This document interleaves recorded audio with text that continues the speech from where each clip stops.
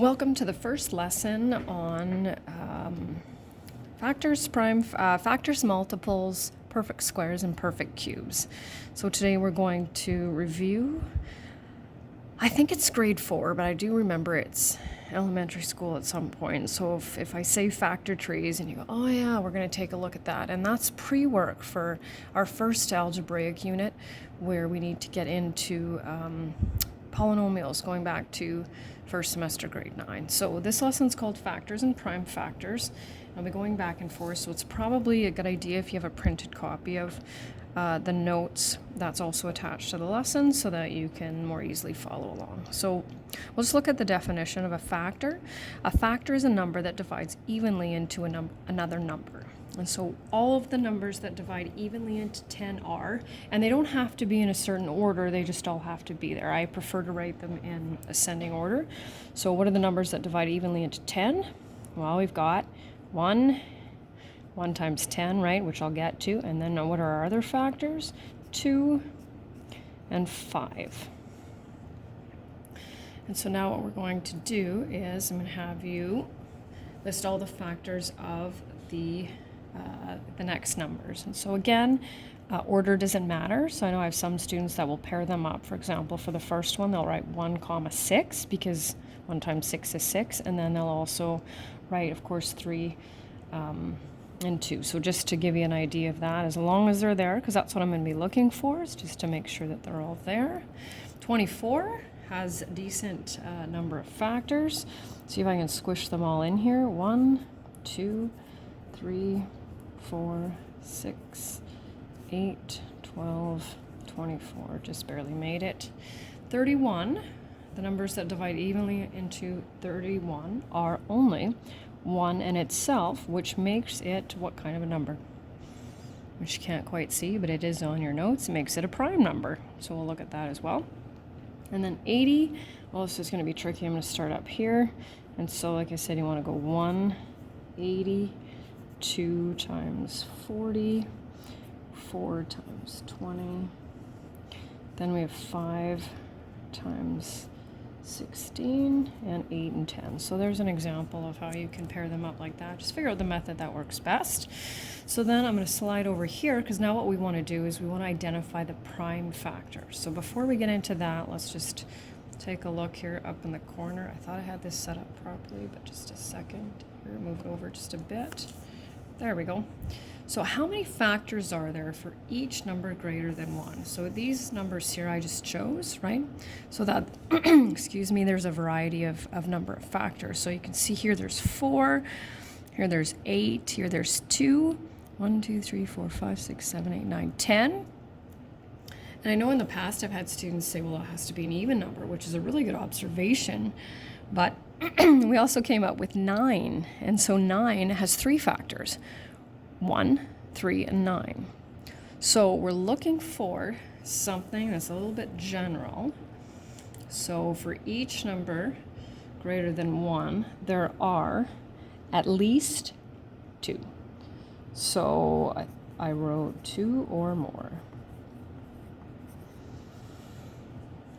And the definition of a prime number is a number greater than 1. So watch out for that because I'm going to try to trick you with seeing if 1 is a prime number, whose only factors are 1 in itself. And the short version is the reason 1 couldn't be included is because it screwed up some other things. That's the easiest way to describe it. So now what we're going to do is we're going to, from these lists, we're going to pull out the prime factors. So what are the numbers that are greater than 1? Whose factors are 1 in itself. And so, of course, we know we can't count 1. 6 obviously has more than 2 factors. And so we have 2. So 2 is the only even prime number that's out there, and 3. And again, these don't have to be in order either, just as long as they're there. I'm going to try to make sure you can see it all on the screen.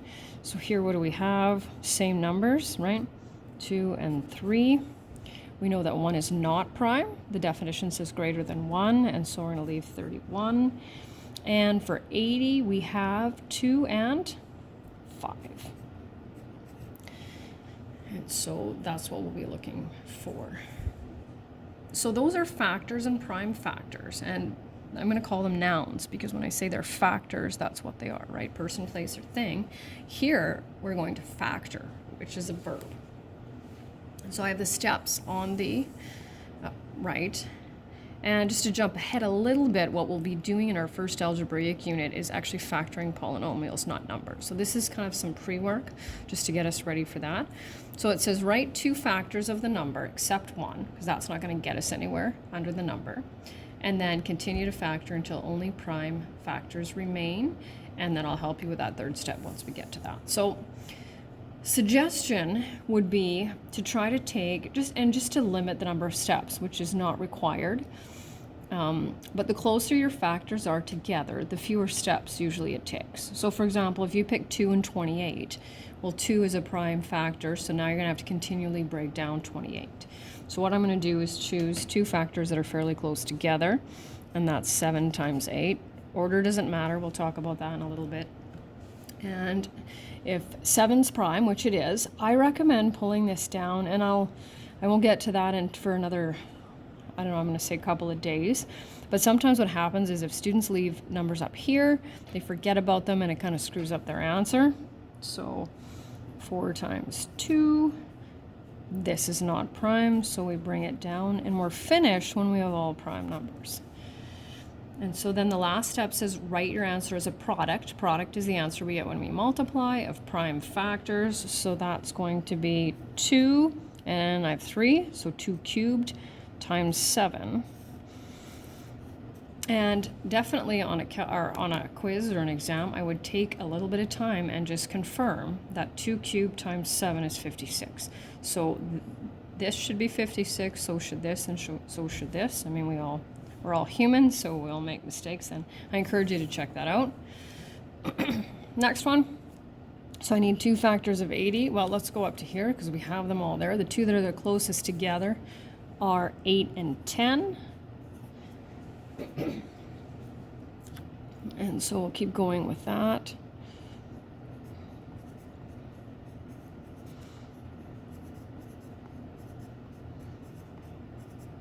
And same thing. So, and it doesn't matter. So I could write, I don't have to write the exponent first, and I have that.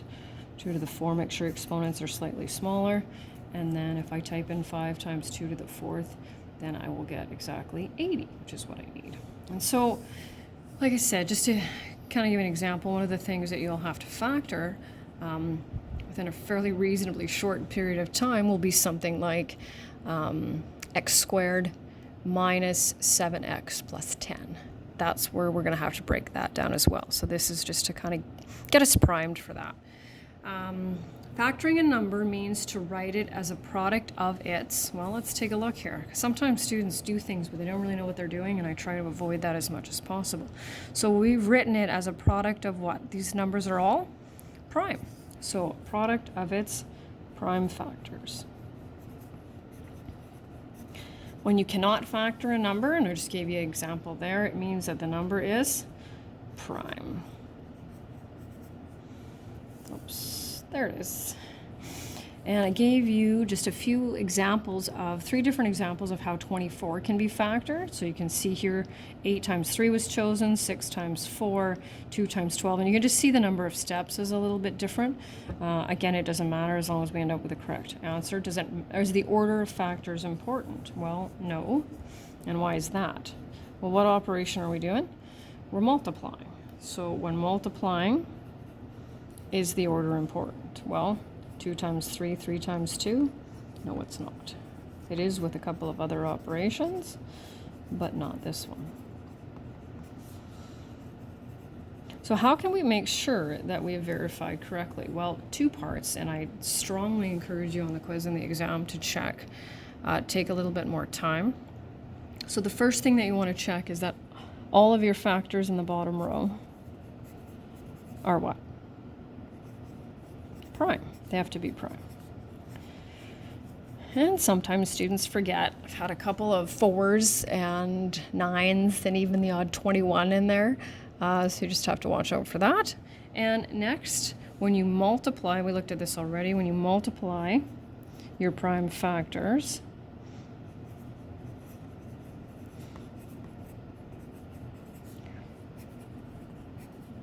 Multiplying prime factors has to give you your original number.